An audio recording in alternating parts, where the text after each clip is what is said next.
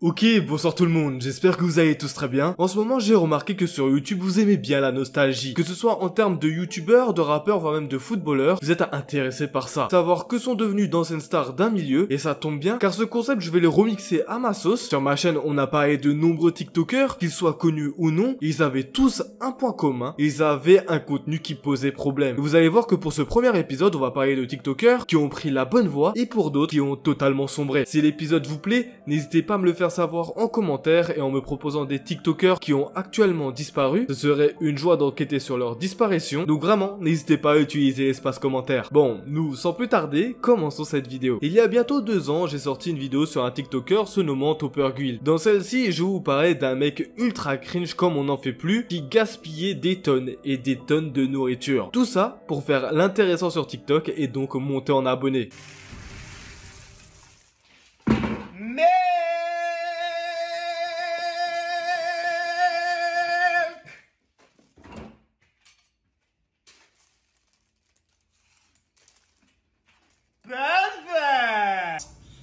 Ooh, okay.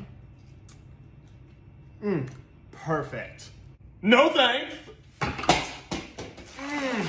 Yeah. Perfect.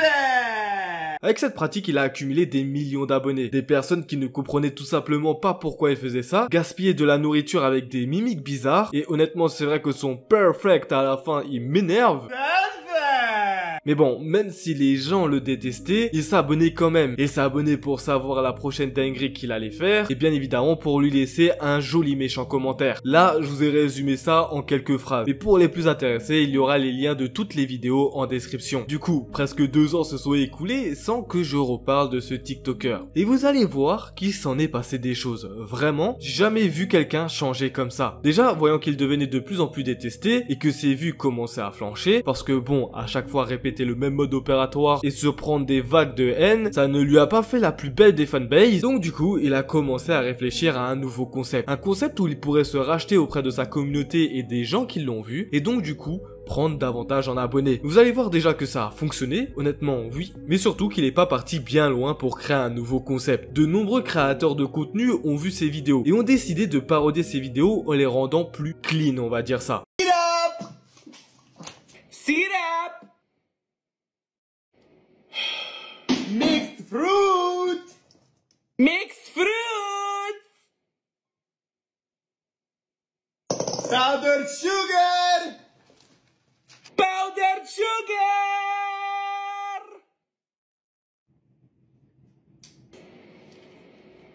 Perfect.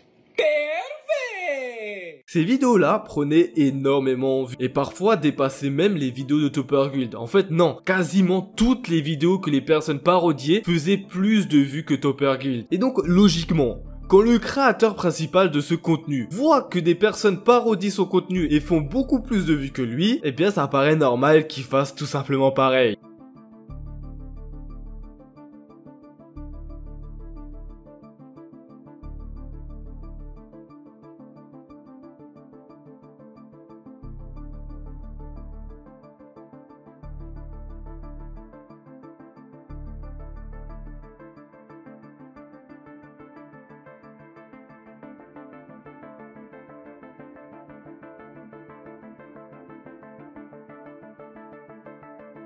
Sauf que dans cette vidéo, il y a un truc qui me dérange. C'est minime, vous allez voir, mais personnellement ça me dérange. Parce que moi, j'ai plus l'impression qu'il joue avec la pitié des gens maintenant pour se faire racheter entre guillemets. Parce que faut bien savoir que derrière tout ça, il y a un côté commercial. Certes, il fait genre de se racheter, mais c'est surtout pour être moins détesté, prendre davantage en abonnés donc et surtout faire beaucoup plus de stats. Et le fait juste de utiliser la pitié des gens en reprenant son ancien contenu, ça me met un peu mal à l'aise, mais après d'à côté, même si c'est commercial, faut pas être hypocrite. Dans mes vidéos à son sujet, je disais qu'au lieu de gaspiller la nourriture comme ça, on pourrait au moins en distribuer à ceux qui en ont le plus besoin. Et pour le coup, c'est ce qui a été fait, car si on regarde le fond, ça reste juste des vidéos où il surjoue de son contenu passé pour actuellement faire le bien. Et malgré les points négatifs que je lui ai tenus, ça reste pour moi un bon glow-up. Je sais pas ce que vous en pensez de tout ça, mais honnêtement, faites-le moi savoir en commentaire, parce que passer de vidéos où tu gaspilles énormément de nourriture à carrément l'opposé où tu vas en offrir en masse, je trouve ça quand même plutôt bien. Nico Cadeau Avocado.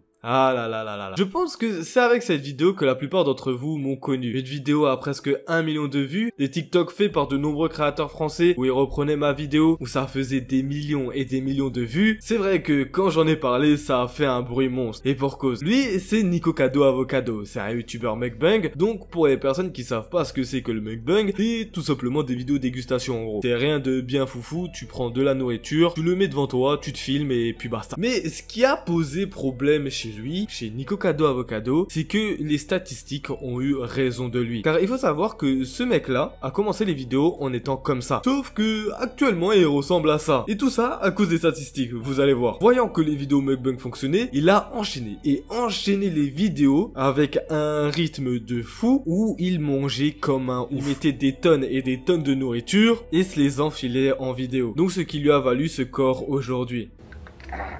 It's your fault that I'm over here starving in my bed.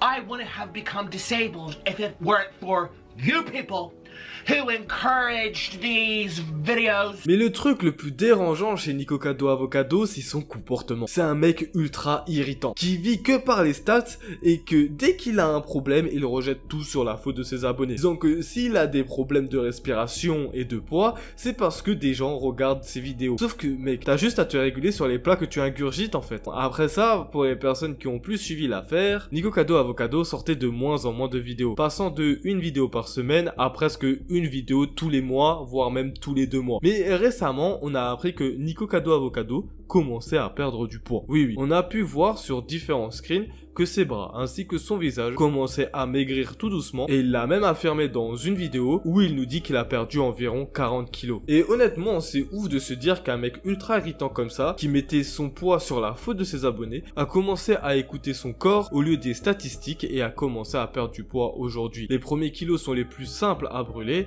après c'est un peu plus compliqué, on peut voir un net changement. Car là, actuellement sur les dernières vidéos de Nikocado Avocado, on peut voir qu'il se porte très bien, malgré que son contenu, lui, n'a absolument pas changé. Je voulais absolument mettre Nikocado Avocado dans cette vidéo sur les TikTokers, car beaucoup de personnes l'ont connu sur TikTok, de par mes vidéos et d'autres vidéos de créateurs de contenu, donc je trouvais ça quand même assez important de le mentionner dans cette vidéo. Je pense que vous avez tous vu cette vidéo. This is what you want. So, let's get it. Enough talk.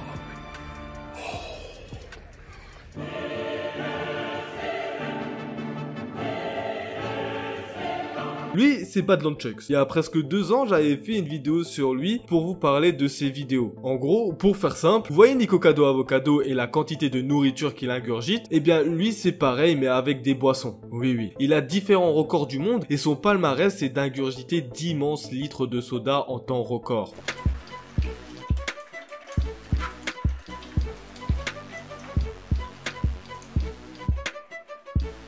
Faut savoir que c'est super dangereux et c'est ce que je dénonçais dans ma vidéo parce que faut savoir que ça va encore plus loin car dans les défis extrêmes où il ingurgite des litres de soda, il va rajouter encore du défi combinant des sodas par exemple qui doivent absolument pas être mélangés. Well, I've never done it myself. Chemical reaction.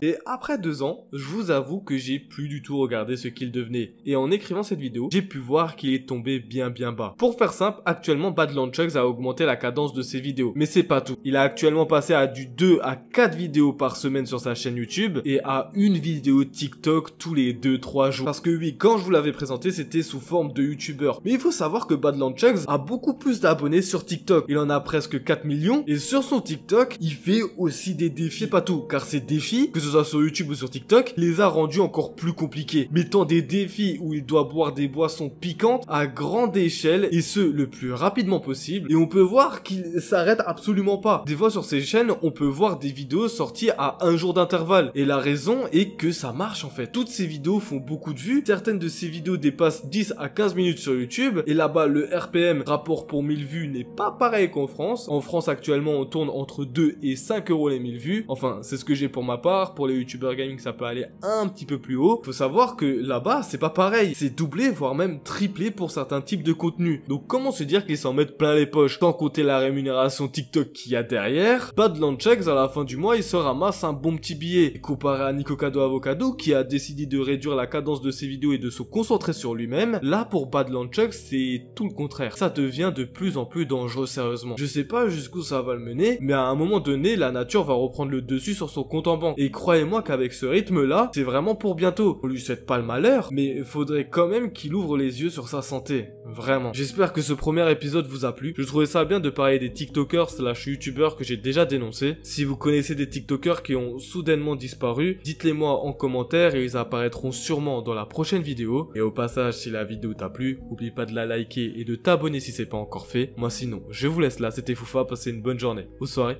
Ciao.